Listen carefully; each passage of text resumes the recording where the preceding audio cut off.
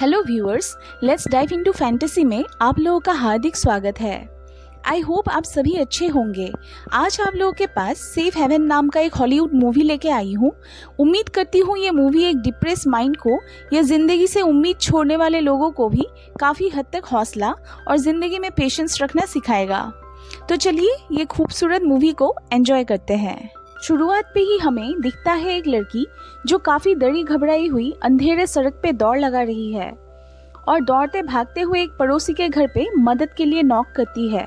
वो लड़की काफ़ी घबराई हुई होती है। कुछ ही देर बाद वो लड़की बस के लिए टिकट काउंटर पे जा, लेकिन अब वो लड़की अपना नाम बदल के केटी रखती है।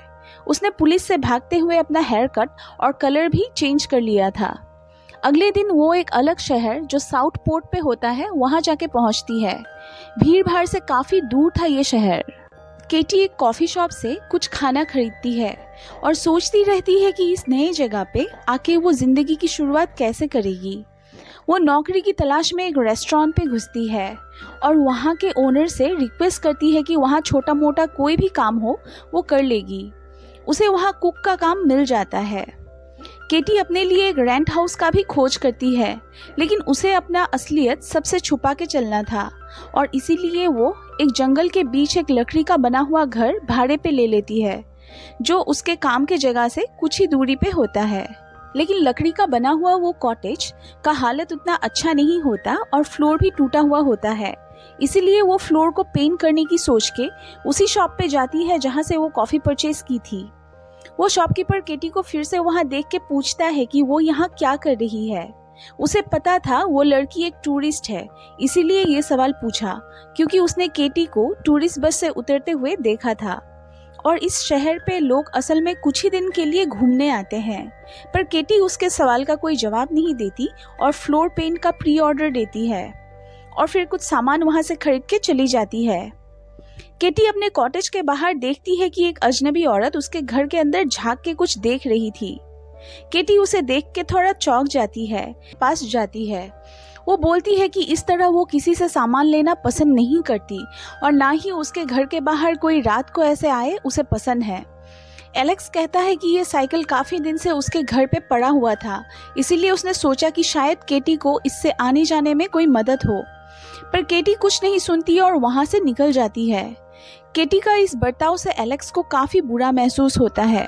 घर पे आके केटी अपने दोस्त जो से मीट करती है और उसके साथ हुए चीज़ों को जो के साथ शेयर करती है। पर जो केटी को समझाती है कि ये जगह बाकी शहर जैसा नहीं है और यहाँ के लोगों का अगर अपने पास कोई एक्स्ट्रा सामान हो तो आसपास के लोगों को देके मदद करते हैं। केटी को ये सुन के काफ़ी गिल्टी महसूस होता है क्योंकि वो एलेक्स से काफ़ी रूडली पेश आई थी।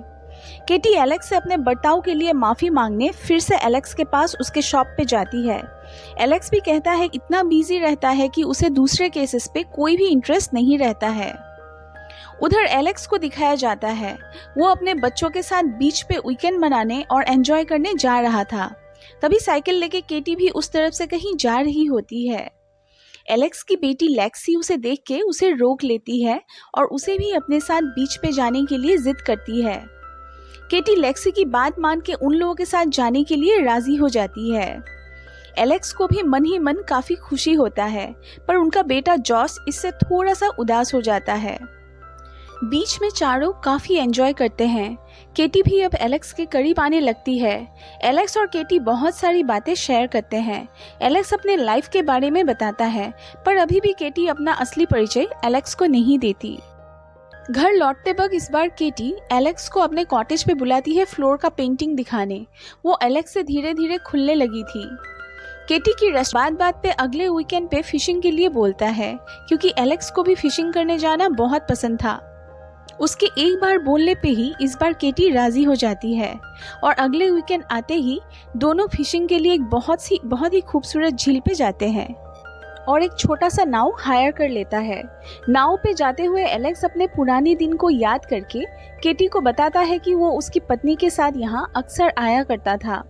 उसकी बीबी के मौत के बाद से यहाँ आना बंद कर दिया था और इतने सालों बाद केटी के साथ वो पहली बार यहाँ फिर से आया है। एक दूसरे के साथ वे दोनों काफ़ी टाइम स्पेंड करते हैं। शाम के वक्त वहाँ तूफानी बारिश होना शुरू होता है। एलेक्स केटी को जल्दी से एक रेस्टोरेंट पे ले जाके खाना खिलाता है। एलेक्स अपने एक दोस्त को भी रेस्टोरेंट पे बुलाता है जो अभी तक वहाँ नहीं पहुँचा था, इसीलिए दोनों रेस्टोरेंट पे बज रहे एक गाने को